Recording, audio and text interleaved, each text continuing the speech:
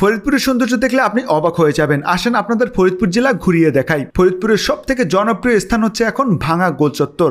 আসলে যে কেউ এই স্থানকে প্রথমে দেখলে ভাববে বিদেশি কোনো রাস্তা, কিন্তু না, এটি ফরিদপুরের ভাঙাতে অবস্থিত দেশের সব থেকে সুন্দর গোল চত্বর। এখান থেকে সরাসরি চলে যেতে পারবেন পাতরাইল মসজিদ বা মজলিস আউলিয়া মসজিদে। মসজিদের সামনে রয়েছে বড় একটি পুকুর। এখন এখান থেকে চলে যাবেন 22 শশী জমিদার বাড়ি।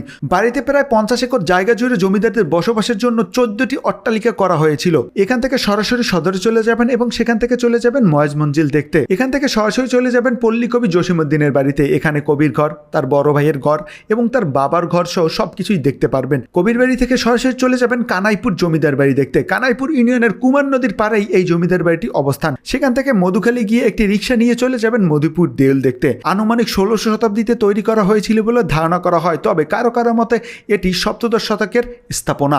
এখান থেকে চলে যাবেন মুন্সি আব্দুর রব স্মৃতি গ্রন্থাগারে।